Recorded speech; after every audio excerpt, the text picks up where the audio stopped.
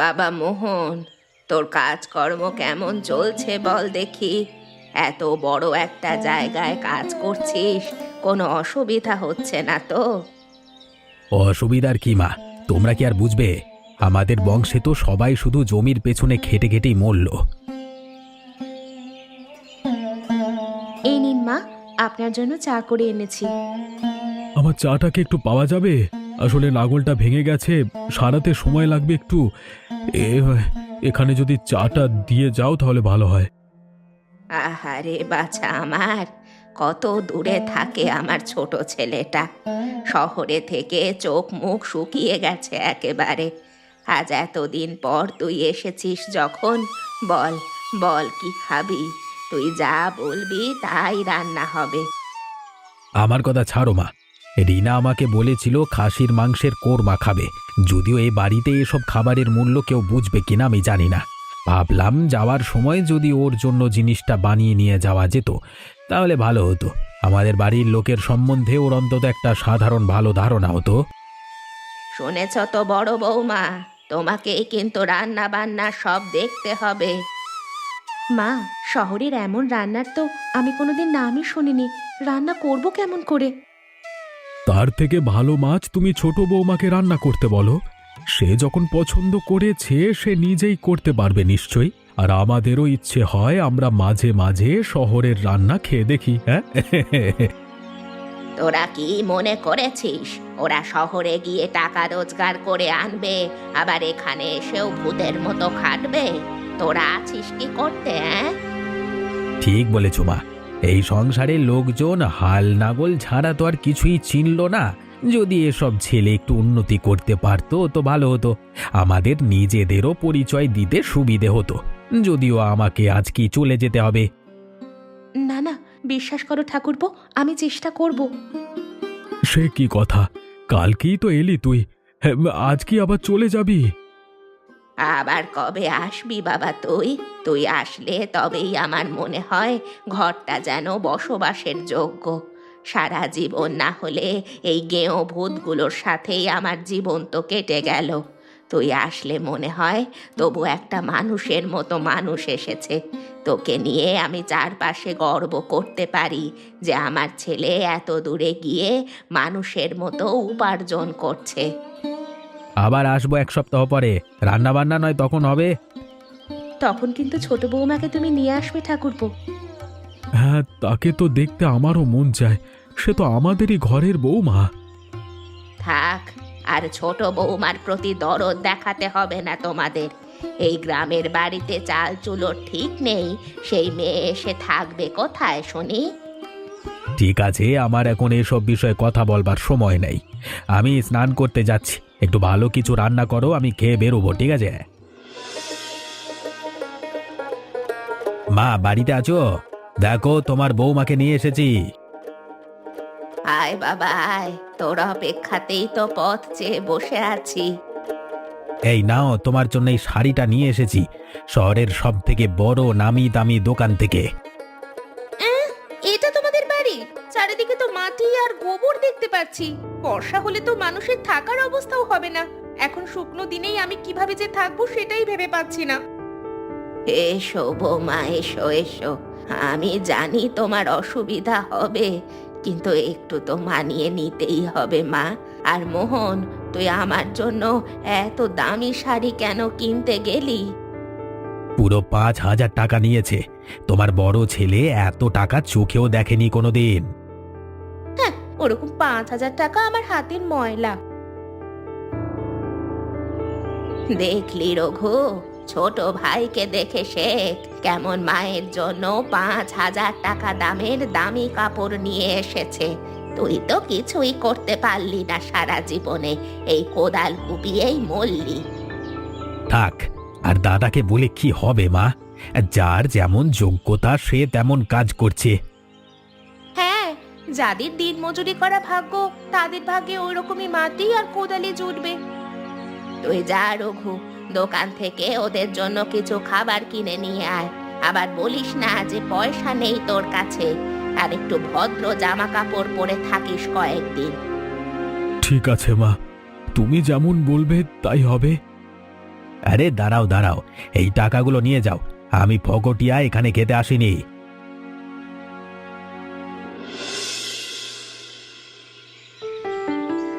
এই যে রান্না করা হচ্ছে নাকি দিদি? তোমাদের এখানে এরকম কয়লা জেলে রান্না করে নাকি? আমাদের শহরে এরকম রান্না করলে তো লোকজন ধোঁয়ায় অন্ধ হয়ে যাবে। তোমাদের গ্রাম বলেই এখনো এসব হয়। একদিন আমাদের ওখানে গিয়ে দেখে এসো, সেসব রান্নাঘর না তোমরা স্বপ্নেও দেখোনি। তা হতে পারে বোন, শহরের ব্যাপার তো আলাদা, তবে আমাদের এখানের মতো স্বাদ কিন্তু ওইখানকার রান্নায় হবে না। তোমাকে একটা কথা বলতে এলাম। আমাকে কি কথা বলবে? কাল রাত থেকে আমি আমার সোনার চেইনটা পাচ্ছি না। এখানেই কোথাও একটা হারিয়ে গেছে মনে হচ্ছে যেন। তুমি দেখেছো নাকি? কি বলছো কি তুমি? না, আমি তো দেখিনি। কি হয়েছে, কি হয়েছে ছোট বৌমা? তুমি এরকম উতলা হয়ে কথা বলছো কেন? মা, ছোট বউ বলছে যে ওর নাকি একটা সোনার হার হারিয়ে গেছে। শাশুড়ি মা, আমার বাবার দেওয়া হার ছিল ওটা।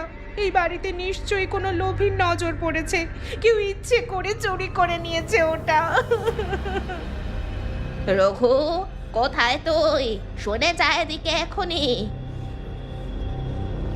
কি হয়েছে মা? সকাল সকাল এরকম চিৎকার করছো কেন? বলি, পয়সা কামানোর মুরদ না থাকলেও মানুষের একটু লোভ তো নিয়ন্ত্রণে রাখা উচিত। ছোট বৌমা সোনার হার হারিয়ে গেছে এই বাড়িতে। আমরা কয়েকজন ছাড়া তো এই বাড়িতে আর কেউই নেই। নিজের ঘরটা একটু খুঁজে দেখ, হয়তো সেখানেই হারটা হেঁটে চলে গিয়ে হাজির হয়েছে। দেখ। তুমি বিশ্বাস করো, আমি ওই সোনার হার নিইনি। সবাই আমাকে মিথ্যা সন্দেহ করছে। এই সংসারের পিছনে আমি খাটুনি খেটেছি, আর শেষ পর্যন্ত কিনা একটা হার চুরি করব। আমাকে কি তোমাদের চোর মনে হয়? শান্তা, আমি জানি তুমি ছোট বউয়ের হার নাওনি। ওরা যদি তোমাকে সন্দেহ করে তাতে তো তুমি খারাপ হয়ে যাও না। আর তাছাড়া মাকে তো জানো, একটু কিছু হলেই তার ছোট ছেলে বউয়ের দোষ দেখতে পায় না। আমরা মূর্খ চাষি মানুষ, সেই জন্য সব দোষ আমাদের ওপরই আসে। রিনা না হয় শহর থেকে এসেছে, গ্রামের ব্যবহার জানে না। সে আমাকে দোষ দিতে পারলো, ঠিক আছে, কিন্তু মা আমাকে অবিশ্বাস করতে পারলো। আমি তো মায়ের জন্য এত কিছু করেছি। তুমি তো জানো মায়ের দুর্বলতা আছে টাকার প্রতি। মোহন শহরে বড় চাকরি করে, বেশি টাকা রোজগার করে বলে মা সারাক্ষণ উঠতে বসতে আমাদের শোনায়, আমাদের পদে পদে অপমান করে। মায়ের চোখে ওদের মূল্য অনেক বেশি। আমরা কিছু না করলেও দোষের ভাগীদার হব। আর কতদিন এভাবে আমাদের কষ্ট সহ্য করতে হবে? তুমি কেঁদো না, দেখবে এমন একটা দিন আসবে যেদিন সব ঠিক হয়ে যাবে। আর তাছাড়া মা বলছিল মোহনের সাথে শহরে চলে যাবে, ওখানে গিয়ে থাকবে কয়েকদিন।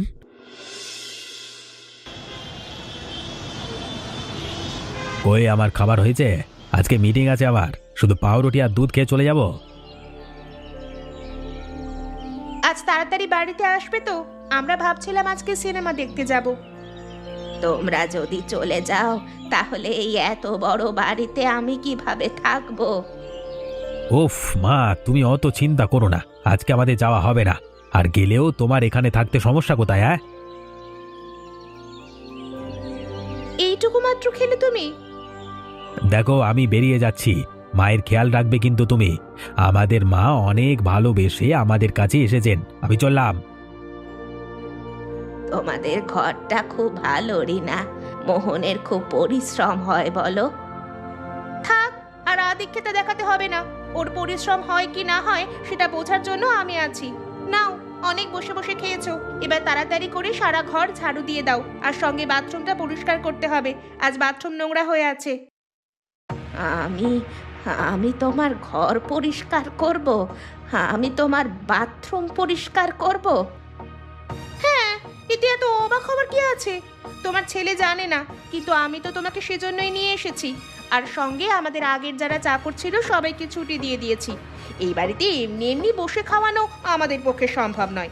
এই এত বড় বাড়িতে থাকার যখন সৌভাগ্য হয়েছে, তখন নিজেকে তো গতর খাটিয়ে খেতেই হবে।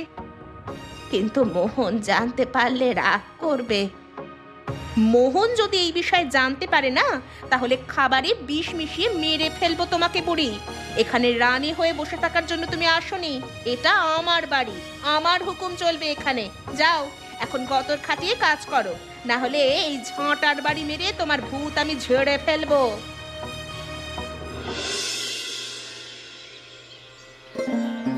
হরিদাস কাকা, আজকাল তোমার দুধ দিন দিন পাতলা হয়ে যাচ্ছে। কি আর বলবো বৌমা, মানুষের সম্পর্কগুলো এভাবে নষ্ট হয়ে যাচ্ছে। আমার গরুর দুধ তো কোন ছাড়, তবে আমি জল মেশাই না, এটা দিব্যি করে বলতে পারি। কি হয়েছে গো হরিদাস কাকা? তুমি তো বেশ রোজ হাসতে হাসতে কথা বলো, আজকে এরকম গম্ভীর দেখাচ্ছে কেন তোমাকে? সত্যি কথা, কিছু হয়েছে নাকি? কেউ কিছু বলেছে তোমাকে? একটা কথা বলতে চাই তোমাদের কানে কানে। কি কথা? তুমি তো জানো যে আমি যেমন সারা গ্রামে দুধ দিই, তেমনই পাশের শহরে অনেক বাড়িতে দুধ দিই। তেমনই আমি তোমার ভাইয়েরও বাড়িতেও দুধ দিতে চাই। কেন, কিছু হয়েছে নাকি সেখানে? মা ভালো আছে তো? ভালো কি আর আছে, ছোট বউ তাকে দিয়ে চাকরের মতো খাটাচ্ছে। এখানে যতদিন ছিল পায়ের উপর পা তুলে রাজা রানীর মতো বেঁচেছিল, আর সেখানে গিয়ে কাপড় কাচাচ্ছে, ঘর ঝাড়ু দিচ্ছে, এমনকি বাথরুম আর জুতো পর্যন্ত পরিষ্কার করছে। তার মানে যেটা ভেবেছিলাম সেটাই হয়েছে। আমি জানতাম মা বেশি লোভ করে ওদের বাড়িতে গেছে, এটাই হবে নিয়তি। কিন্তু এখন রাগ করার সময় নয়, ওটা আমাদেরই মা, আর আমাদেরকেই উদ্ধার করতে হবে যে করেই হোক। দেখো তোমাদের মা, তোমরা যা ব্যবস্থা করবার করো, আমার যতটুকু কর্তব্য ছিল আমি করলাম, চলি।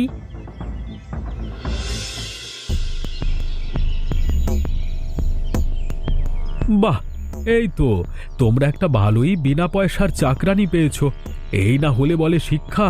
হ্যাঁ, গ্রামের মানুষদের এতদিন চামার বলে অপমান করে এসেছো, এখন দেখতে পাচ্ছি আমরা সত্যি বোকা না হলে মোহন তোর মতো সত্যিকারের চামারের উপর কেউ ভরসা করে এসে থাকে?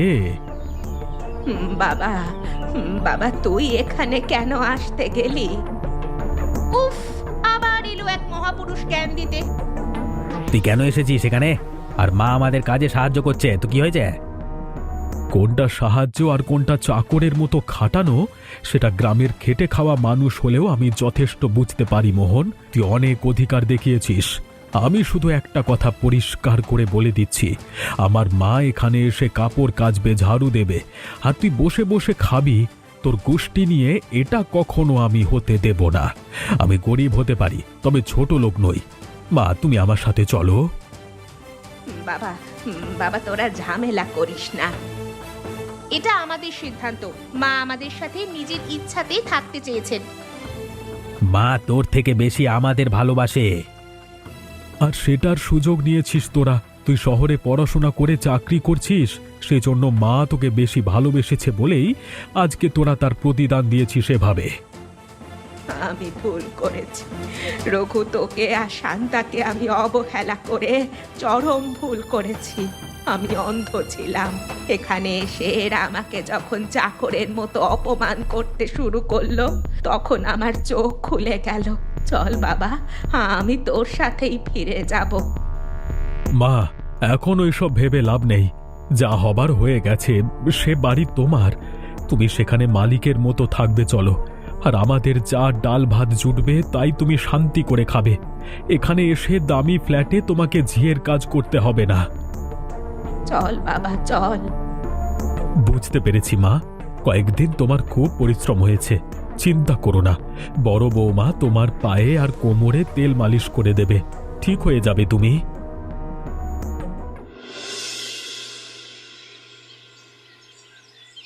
বৌমা, বৌমা বাড়িতে আছো? বৌমা! কি হয়েছে কাকা? আজ সকালে দুধ দিতে আসোনি যে? কোনো খারাপ খবর আছে নাকি? বড় খারাপ খবর আছে তোমাদের ছোট বৌমাকে নিয়ে। কি হয়েছে ওর? কি বলছো কি তুমি কাকা? হ্যাঁ, আমি ঠিক কথাই বলছি। আমি যতটুকু যা সাহায্য করবার করেছি, আর সেখানেই আমার দেরি হয়ে গেছে। আর তারপর সেখান থেকে আমি দৌড়ে দৌড়ে তোমাদের এখানে আসছি খবর দিতে। ছোট ছেলে সম্ভবত শহরের বাইরে আছে, তার আসতে সময় লাগবে অনেক। এখনই সাহায্য না করলে হয়তো মেয়েটাকে আর বাঁচানো যাবে না। এখন আমাদের কি করা উচিত? সে তো মায়ের সাথে খুব দুর্ব্যবহার করেছে। মা যা বলবে তাই করব আমরা। বাবা, আমার কিছু বলার নেই, তোরা যা ভালো বুঝিস তাই কর। দেখো, আমার মনে হয় রিনা আমাদের সাথে খুব খারাপ ব্যবহার করেছে, এ কথা ঠিকই, কিন্তু এখন সে বিপদে আছে, আর সেও একজন মা হতে চলেছে।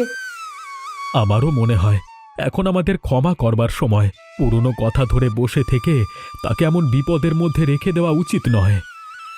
হয়তো এই ঘটনার মধ্যে দিয়ে সে ভালো হয়ে যাবে, সবই হয়তো ওপরওয়ালার ইচ্ছা। চলো তাহলে তাড়াতাড়ি আমাদের পৌঁছাতে হবে, যে করি হোক ওকে বাঁচাতে হবে।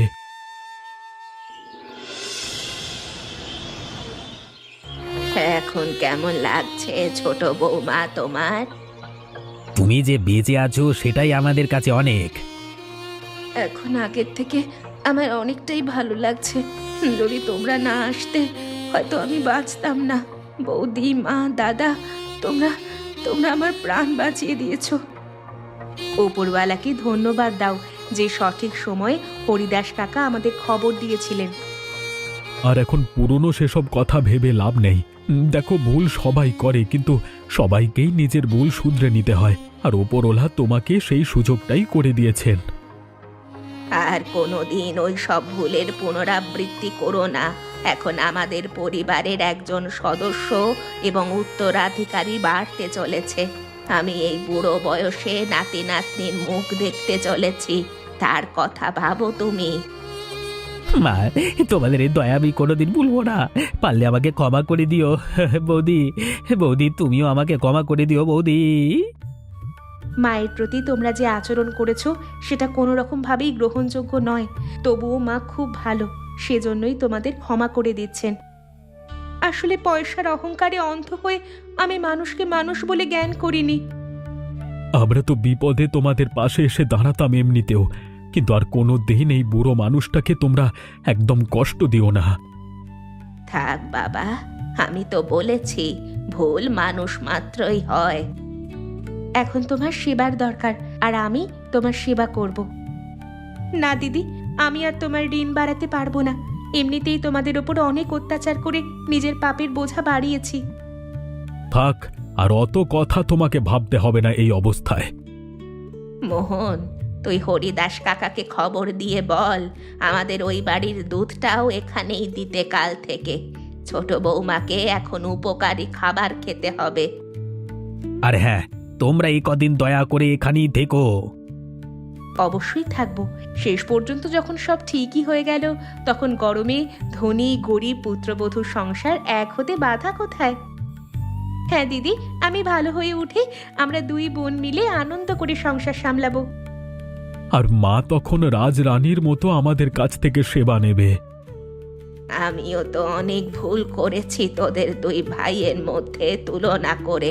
আসলে আমি নিজে দেখিনি যে রঘুনাথ আমাদের সংসারটাকে বাঁচিয়ে রাখার জন্য কত কষ্ট করেছে, আর তার সাথে শান্তা কত খাটুনি খেটেছে। আর সেদিন আমার হার চুরি যায়নি, আমি মিথ্যা বলেছিলাম তোমাদের। আমাকে তোমরা ক্ষমা করে দিও। বাবা বাবা বাহ, এমন সুখী একটা পরিবারকে আবার একসাথে দেখতে পাবো আমি কোনো দিন স্বপ্নেও ভাবিনি। আজকে যখন তোমরা আমাকে নেমন্তন্ন করলে তখন বড় খুশি হয়েছি। আর সব থেকে বড় কথা, সেই শহরের বাড়ি ছেড়ে ছোট বৌমা তুমি যে এই গ্রামের বাড়িতে এসে সুখে থাকবে সেটা তো আমি কল্পনাও করতে পারিনি। জানো হরিদাস কাকা, এখন রিনা কি বলছে? কি বলছো ছোট বৌমা? ভাবছি আমাদের মেয়েকে এই গ্রামেই বড় করব, ধনী গরিব পুত্রবধূর সংসারে। আসলে শহরের সমাজে কোনো রকম মূল্যবোধ নেই। সেখানে ছোটবেলা থেকে শিক্ষা পেলে শুধুমাত্র আমাদের মতো পাষণ্ডই তৈরি হবে। তাই আমি চাই আমাদের সন্তান এখানেই গ্রামের শিক্ষা পেয়ে বড় হবে। বড় ভালো কথা ভেবেছ ছোট বৌমা। আমি তো আর কোনোদিন এই গ্রাম ছেড়ে কোথাও যেতে পারবো না, আর কোথাও গিয়ে শান্তিও পাবো না। তাই জীবনের শেষ কয়েকটা দিন এই বাচ্চাটাকে নিয়ে হাসি খুশিতে দিন কাটাতে পারবো। আমি তো শহরের চাকরি ছেড়ে আসতে পারবো না, তবে রিনা এখন থেকে এখানেই থাকবে। আর কাজের ফাঁকে সপ্তাহে অন্তত একটা করে ছুটির দিন আমি এখানে এসে কাটিয়ে যাব তোমাদের সবার সঙ্গে। তবে ভাই, আজকে কিন্তু তোদের শহরের খাসির মাংসের কোরমা রান্না হয়নি। আজকে তোর বৌদি রান্না করেছে 7 রকমের তরকারি আর সবজি ডাল। বাহ বাহ বাহ বাহ, এ তো আমার প্রিয় জিনিস। এমন সুস্বাদু খাবার পেলে তো আমার নাকের তলা দিয়ে হরহর করে চলে যাবে। তাহলে আর দেরি কেন, খাবারের আয়োজন করা যাক। সবাই খেতে বসে যাও, আমি দিচ্ছি। না, আমি আজ সবাইকে পরিবেশন করব। না ছোট বৌমা, আনন্দের দিন পালিয়ে যাচ্ছে না। তোমাকে এখন কয়েকটা দিন বিশ্রাম করতে হবে। পরে যখন ভোজ হবে তখন তুমি নিজে পরিবেশন করবে। এখন এই দায়িত্ব বড় বৌমাই নেবে। হ্যাঁ, এখন থেকে মা যেটা বলবে সেটাই হবে, এই সংসারের নিয়ম। আহা, এমন খুশির দিন যেন বারবার আসে। হে তো আমার একেবারে রাত্তারাম তৃপ্ত হয়ে গেল। আহা, কি শান্তি দুই বৌমার হাতের রান্না খেয়ে। দেখেছো তো, ধনী আর গরিব মিলেমিশে গেলে তবেই আসল সুখ আসে। আর এর সাথে এক হলে তবেই জীবনে শান্তি আসে। সেটা আমি এতদিনে বুঝতে শিখেছি। আমিও বুঝতে শিখেছি, ভেদাভেদ কখনো করতে নেই। আচ্ছা, তোমরা বলতে পারবে আমার ছোট ছেলে এই বাড়িতে প্রথম কি রান্না করে তার বউয়ের জন্য নিয়ে যেতে চেয়েছিল? উত্তরটা কিন্তু তোমরা অবশ্যই কমেন্ট করে জানিও। আমি তোমাদের কমেন্টের অপেক্ষায় থাকবো। আর কেউ যদি আমার মতো শয়তানি করে, তার সাথে এমনটাই হবে। তাই তোমরা কেউ এমন শয়তানি করো না কিন্তু। আর আমাদের গল্পটা কেমন লাগলো অবশ্যই জানিও। আর চ্যানেলটা সাবস্ক্রাইব করে সঙ্গে থেকো।